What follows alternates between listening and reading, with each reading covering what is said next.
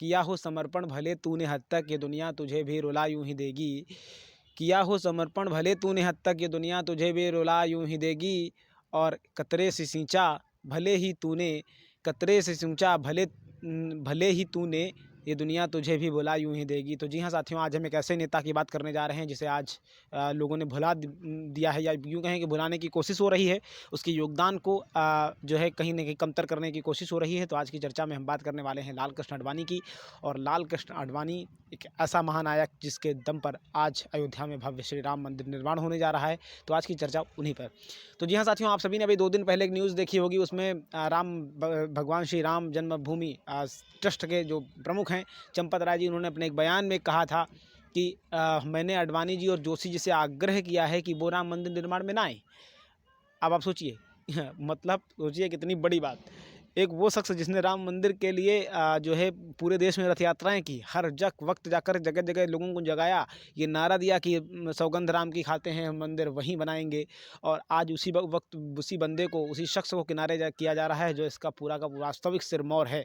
तो जी हाँ साथियों, मैं आपको बताता चलूँ, आज की बात हम इसी वजह से इन पर करने वाले हैं, क्योंकि जिस तरीके से ये कहा गया कि हम उनसे आग्रह करते हैं कि वो राम मंदिर निर्माण में ना, मतलब उसमें ना आए, हम उनके स्वास्थ्य का हवाला देकर इस तरीके की बातें कही गई। तो मैं यहाँ पर एक बात कहना चाहता हूँ कि अगर स्वास्थ्य के हवाले की बात है, स्वास्थ्य की बात है, तो अभी अगर आडवाणी जी को ज़रूरत पड़ जाए विदेश जाने की और कोई भी उनके आर्गन में कोई प्रॉब्लम आ जाए, तो क्या उन्हें भारतीय जनता पार्टी की जिस वक्त देश में सरकार है, प्रदेश में, उत्तर प्रदेश में भी सरकार है और अलग अलग कई राज्यों में भी, 10 से ज़्यादा राज्यों में भी भाजपा की सरकार है, तो क्या उन्हें विदेश लेकर के नहीं जाया जाएगा? क्या उन्हें उस तरीके की जो सुविधाएँ हैं उपलब्ध नहीं कराई जाएँगी जिससे कि वो विदेश पहुँचे? और इस वक्त जब ये तो हमारे देश के अंदर का मामला है, हमारे देश के अंदर अयोध्या में या यहाँ भी भारतीय जनता पार्टी की सरकार है, क्या उन्हें इतनी जो है स्वास्थ्य सुविधा से जुड़े हुए इतने डॉक्टर्स या इस तरीके की जो चीज़ें नहीं उपलब्ध कराई जा सकती हैं? या उनका इस तरीके से कोई उनको सहयोग नहीं दिया जा सकता जिससे कि वो मंदिर में आएँ और यहाँ पर भगवान श्री राम के भव्य मंदिर के उद्घाटन में शामिल हो? तो कहीं न कहीं चंपत राय जी के बयान से तमाम ऐसे लोगों को जो लाल कृष्ण आडवाणी के समर्थक हैं, उन्हें तो निराशा हुई ही, साथ-साथ ये सवाल भी खड़ा हो गया कि आखिर ऐसा क्या है जिसकी वजह से उन्हें नज़रअंदाज किया जा रहा है। हाँ, ये बात सही है कि मान लो प्रधानमंत्री नरेंद्र मोदी जी ने 5 अगस्त साल 2020 को आए हुए फैसले, मतलब 5 अगस्त साल 2020 को भगवान श्री राम के मंदिर की आधार नींव रखी थी। और उनका भी कहीं न कहीं भारतीय जनता पार्टी के एक बड़े नेता होने के नाते कहीं न कहीं सरकार का अपना जो उन्होंने कोर्ट में अपना पक्ष रखा, कोर्ट के फैसले में जिस तरीके से सरकार का पक्ष मजबूती से रखा गया, कहीं न कहीं उसमें उनका योगदान होगा, है। लेकिन अगर उसके बाद भी हम देखें तो क्या उन लोगों को नज़रअंदाज किया जाना सही है जिन्होंने वास्तव में ज़मीन से मतलब सड़क से संसद तक इसके लिए संघर्ष किया है? क्या हम उनके योगदान को भुला देंगे जिन्होंने अपने कतरे-कतरे से खून-पसीना एक कर दिया? रथ यात्राओं के मामले से लेकर के ज़मीन पर किए गए संघर्ष तक। क्या मतलब वो जो है उन्होंने हम उनके योगदान को भुला देंगे? क्या ऐसा होता है कि जो बैट्समैन शुरू में ही आकर के जो है मैच के दौरान एक अच्छी पारी खेल जाए और उसके बाद में जो दूसरी पारी का कोई फिनिशर जो है, या उसी पारी का कोई फिनिशर जो है मैच की पूरी बाजी मार ले जाए? मतलब अगर वो लास्ट में कोई अच्छी पारी खेल जाता है और एक क्रिकेटर ऐसा है जिसने 100 रन बनाए हुए हैं, एक ऐसा है जिसने लास्ट में 30 रन जिताऊ रन बना करके मैच को जिता दिया है, तो क्या हम उस 100 रन वाले के योगदान को भूल जाएँगे? मेरे हिसाब से तो नहीं, आपके हिसाब से तो पता नहीं, आप ये प कमेंट बॉक्स में बताना। लेकिन अगर हम देखें, तो कहीं न कहीं ये चीज़ बहुत ही ज़्यादा मायने रखती है कि एक जिस बंदे ने अपना इतना योगदान किया हो, जिसने एक तरीके से शतक मारा हो और एक लंबी पारी इसके लिए एक लंबी लड़ाई लड़ी हो, उसे अगर नज़रअंदाज करते हैं तो कहीं न कहीं ये गलत होता है। तो इस लिहाज से कहीं न कहीं मेरे अंदर भी एक सवाल था जिसे मैंने आप लोगों से साझा करना चाहा साथियों।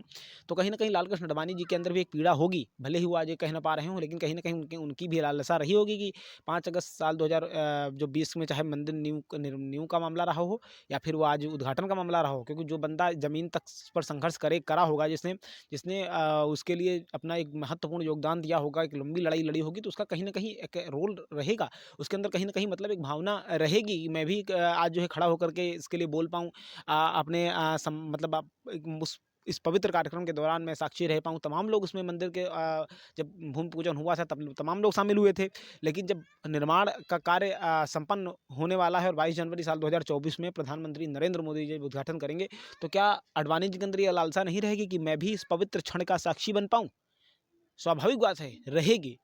क्योंकि हाँ, हम उस बंदे की बात मान सकते हैं जिसका कोई योगदान नहीं रहा हो, जिसने हो सकता है कि यात्राओं के दौरान रथ यात्राएँ जब हो रही थी 90 के दशक में जब मंदिर निर्माण का संघर्ष चल रहा था, तो हो सकता है उस आदमी का वो आदमी इस बात से मतलब कहता है कि चलो मैं नहीं गया कोई बात नहीं।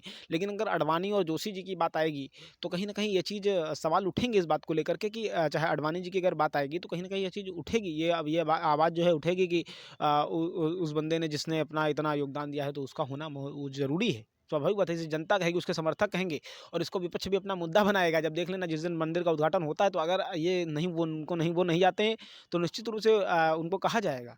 तो कुल मिलाकर के ये सब चीज़ें हैं ऐसी कि जिस पर सवाल उठाना लाज़मी है।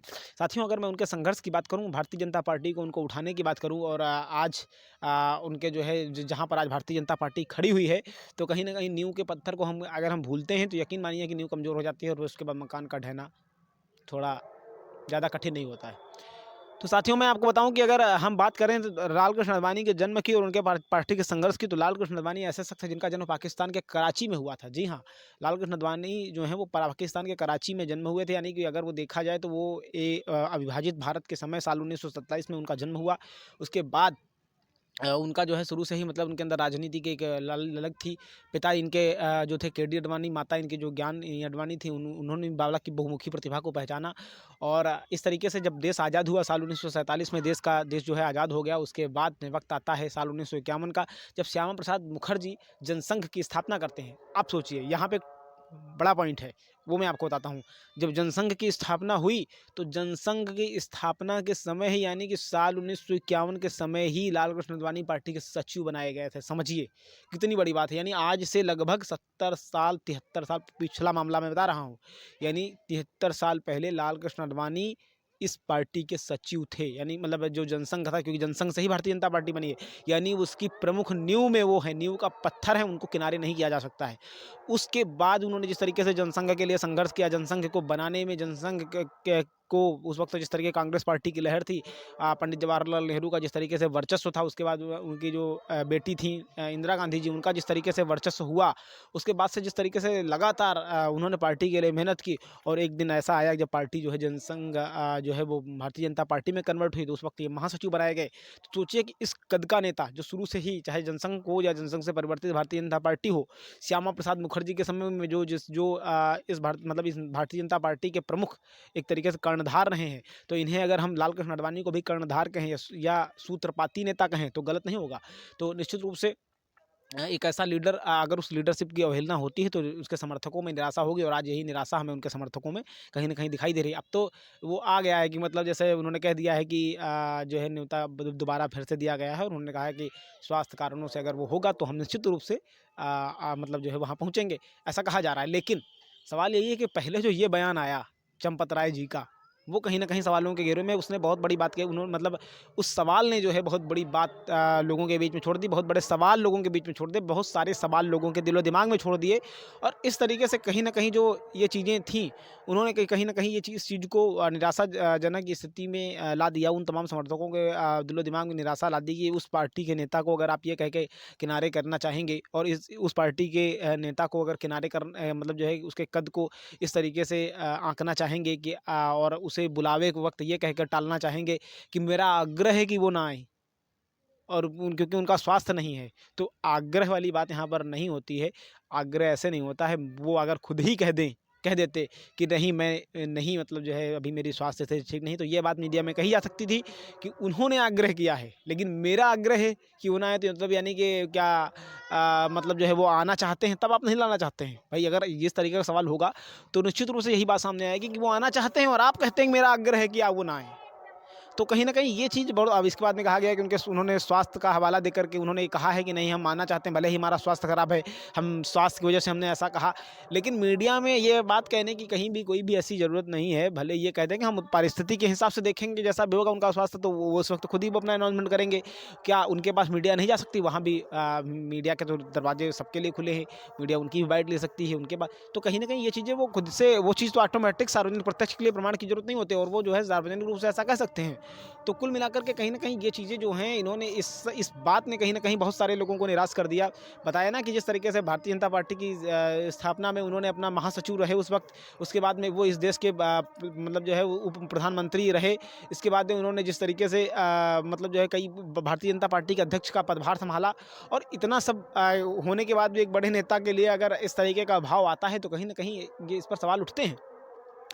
तो मैं आपको बता दूँ साथियों कि राम मंदिर का जब मतलब जो है ये सन 90 का दशक था, जब राम मंदिर का निर्माण होना था, यानी जब इसकी एक तरीके से एक दीपक जलाया गया था राम मंदिर का कि अब राम मंदिर बनना ही चाहिए। उस वक़्त वो लाल कृष्ण अडवाणी ही थे जिन्होंने सोमनाथ यानी गुजरात के सोमनाथ मंदिर से सितंबर साल 1991 में जो है इन्होंने यात्रा शुरू की थी।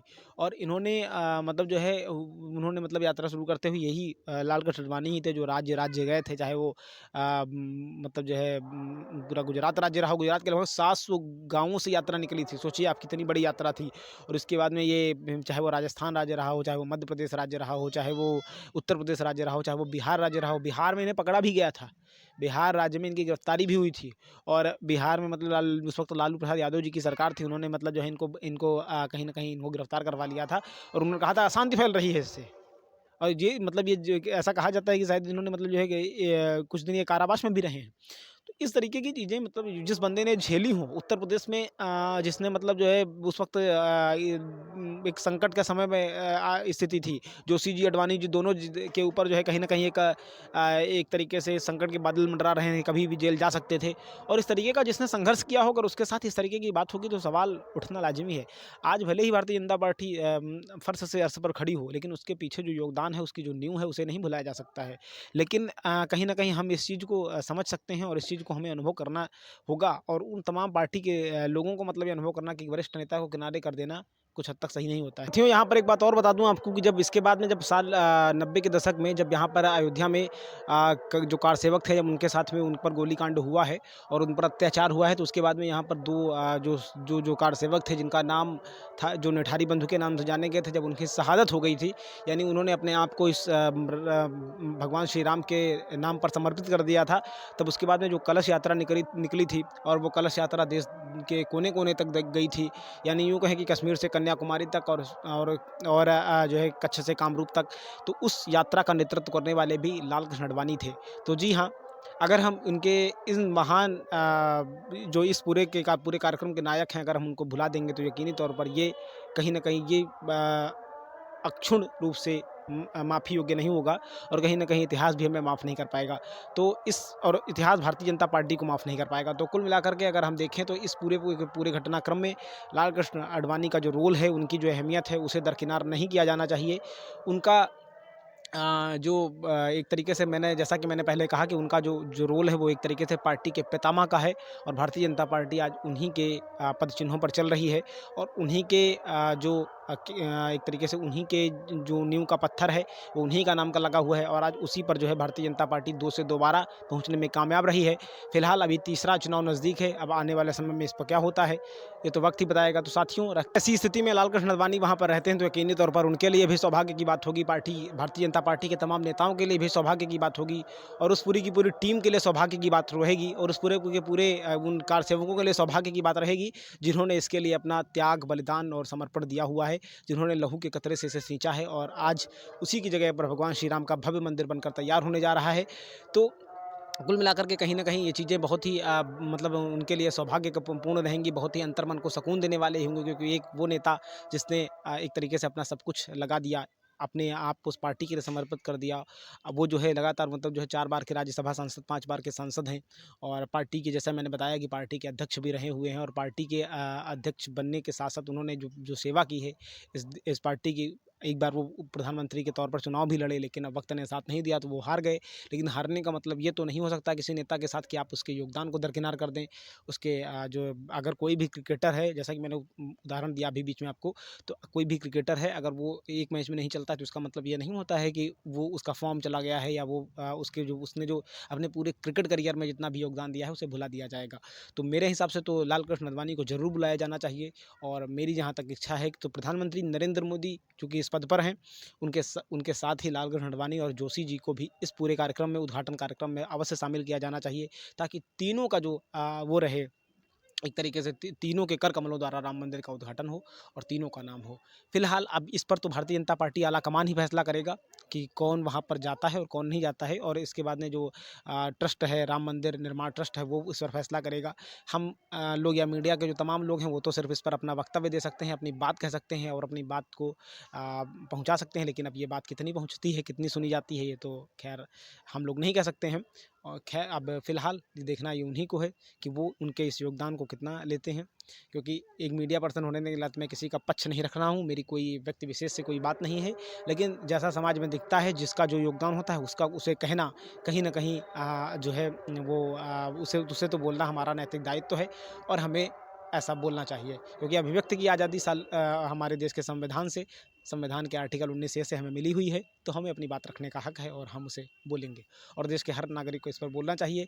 भले ही सत्ता पक्ष की कोई भी प्रतिक्रिया हो, विपक्ष की कोई भी प्रतिक्रिया हो, हम इसे बिना ध्यान दिए या यूँ कहें कि सीधे नज़रअंदाज करते हुए हम इस पर बोलते आए हैं और बोलते रहेंगे। तो साथियों, आज की इस वीडियो में रखते हैं इतना ही, मिलते हैं फिर किसी अगले महत्वपूर्ण टॉपिक पर, तब तक के लिए हमें दीजिए इजाज़त।